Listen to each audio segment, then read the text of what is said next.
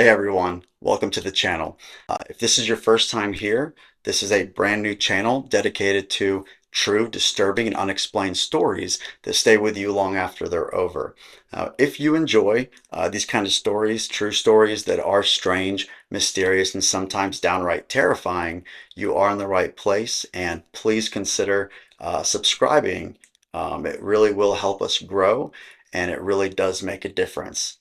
So thank you. Now, let's get into today's story. Now, brace yourself because this true story, what you're about to hear, is literal terror. When I first heard about the story and learned what had happened, it literally sent chills down my spine. It gave me goosebumps. And I couldn't personally imagine experiencing this and witnessing what he actually saw. Now, this all started in 2012. A young man named Jake. At the time, he was in his mid-20s. Now, he had a stable job. He had a long-term girlfriend, and for the most part, he had a quiet, predictable life. He never went to college. He'd been in the workforce for years, and because of that, he just really didn't expect much in his life to change.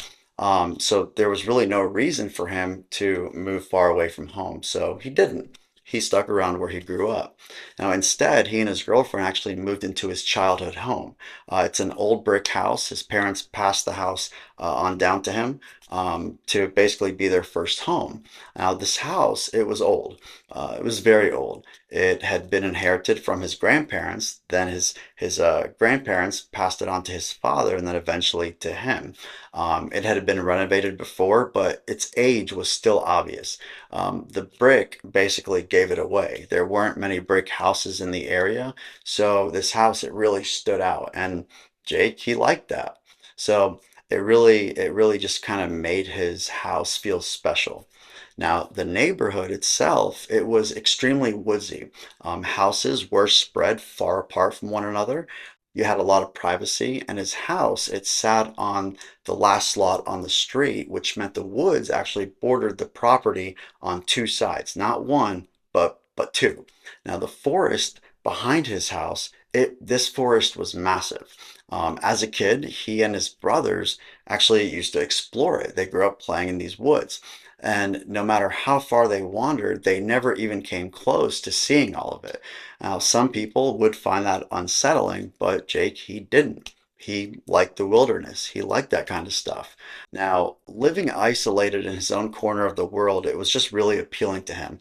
They had been living in the house for only just a few months when things really started to get strange. It was winter, and one Sunday morning, sometime after 8 a.m., it was actually just the one day that he got to sleep in. He stepped outside, he got into his truck to go get a cup of coffee, and this is something that he did every single Sunday. And that's when he noticed something very strange. Something was off. There was a trail of footprints in the snow. Now, at first, he assumed that his girlfriend must have woken up early, gone outside, just stepped in the snow, and maybe they're just from her. But the more he looked, the less that actually made sense to him because the footprints crossed the yard. It passed through a whole side yard fence, and the footprints, they came straight in from the woods. And then he noticed something else. The trail didn't go near the house. It didn't approach any windows. It didn't approach any doors, garage, nothing. It went straight to the driver's side door of his truck. Then they turned around and went straight back into the woods. So he stood there looking at this and he was just very confused. Someone had walked from deep inside of the forest to his car and then left without ever approaching the house. So later that day, he asked his girlfriend about it. She had no explanation. She had no clue where these footprints came from. Now, that's all that stood out from the first incident. Then, nothing happened for years until the winter of 2015, just a few years later. Now, he remembers this very clearly. It was the year that the Seahawks lost the Super Bowl to Tom Brady. Now, one morning, likely on a weekday, he stepped outside towards his car. He knew something was wrong once again. Footprints were everywhere, in the driveway, around the windows, tracing the perimeter of the entire house. The entire yard was covered in footprints, moving in every direction. None of it made sense. Now, Jake, He didn't panic, but he wasn't calm, because it's unsettling. He was already late for work, and so he didn't really have much time to look around. So he quickly checked the house and the yard to make sure that no one was hiding nearby. Then, when he's like, all right, no one's around, he left. He went to work. Now, as he pulled out of the driveway, he sent his girlfriend a text message basically to warn her. And that day, he really couldn't focus at work. This is all he could think about. So he left work early. And when he got home, his girlfriend immediately pulled him into the yard and she pointed at one of the trails. So it had been bothering her all day. This trail, she's been looking at it, trying to figure it out. She couldn't make sense of it. Now, at first, he didn't really understand why. Then it hit him. None of the footprints had shoe marks. Every footprint he saw was barefoot in freezing temperatures. He couldn't believe what he was looking at, neither could his girlfriend. His girlfriend suggested that maybe it was an animal, but the prints were clear. They were clearly human footprints, 2 feet, human feet. So what they did was Jake basically he called his father. Now he had lived in that house for many, many years, and even he said that he'd never seen anything like it. Even his father couldn't make sense of it. Now his advice was very simple. His father basically said, Jake, go grab a rifle, track down whoever did this. He felt responsible. And so basically his girlfriend suggested, hey, let's call the police. But he knew that that wouldn't help because there was no crime committed.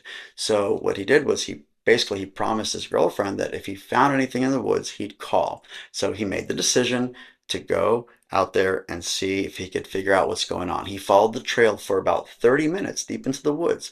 Then, out of nowhere, it split. Two separate paths. That shouldn't be possible because at first he thought that the person had doubled back, right? But then another thought hit him. What if there was more than one? What if there was more than one person? That was enough. Now, as the sun began to set, he turned back around and he decided to go home. Now, that night, they called the police. Now, nothing came of it. Snow fell overnight. It erased all the tracks. And for years after that, nothing happened. So nothing happened in that instance, and nothing happened for years after that. Now, at this point, they're living their life, they got engaged, life simply moved on. Till a few years later, one January morning, he woke up and saw footprints all over the property yet again. Now, this time, they led straight to the shed. And when he looked inside of the shed, he opened the doors, he noticed tools were missing. He was furious, rightfully so. So he called his friend Theo. Now, Theo is a very experienced hunter.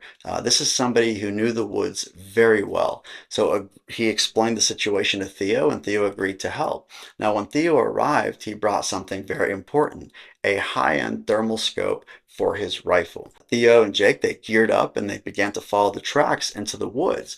Now, after about 45 minutes, the trail, it split again, but dead ends followed. Now, again and again, whoever they were tracking did not want to be followed. They were really trying their best to throw people off course. Now, as darkness crept in, the footprints, they grew deeper. Then another set of footprints appeared right alongside the first. So at this time, Theo stopped. He raised his rifle and he looked through the thermal scope, and his hand literally started to tremble. He didn't move. He barely breathed. Now, after nearly about 20 seconds went by, he lowered the rifle. His friend, Jake, basically couldn't take it anymore. He needed to see what was going on. Why is Theo so freaked out? So Theo, basically, he handed the rifle over to Jake, and the moment Jake looked through the scope, he had to fight back a scream. He saw four figures huddled in the snow. Now, at first, he thought that they were bears. Then he realized they weren't bears. They weren't animals. These were humans. These figures were human. Now, two of the humans were massive. They were hunched over. It just looked unnatural. And the other two were much smaller. Basically, he saw these two smaller individuals. They were clung to a nearby tree, jerking their heads violently and it looked like they were eating something, like something was in their mouth. But he couldn't see faces because thermal scopes, they just don't show detail like that. But he could see one thing clearly. The small figures, they were naked, and it was the most terrifying thing that he had ever seen. Now, eventually, the larger figures, they lifted up the smaller ones and they placed them on their shoulders. Now, at this time, after he noticed that and saw that, what they had done, these two large figures basically disappeared into the woods. They waited nearly an hour before moving. They were freaked out. Police searched the woods the next morning and they found absolutely nothing. No evidence, no answers. Now, winter is approaching again, and the footprints always, they always come with the snow. Now, Jake and his girlfriend, they're considering moving. But until they do, they don't know if whatever it is they saw is coming back. So, whatever those people were, they didn't leave behind any evidence, just footprints. And with winter coming again, the snow, it will fall. And whatever made those tracks could return. Let me know in the comments section what you think happened or what you think they saw. Now, if you enjoyed this story and want to hear more like it, make sure you're subscribed. Once again, it really makes a difference, and thank you for helping us grow. New stories are coming very, very soon. Until next time, stay safe.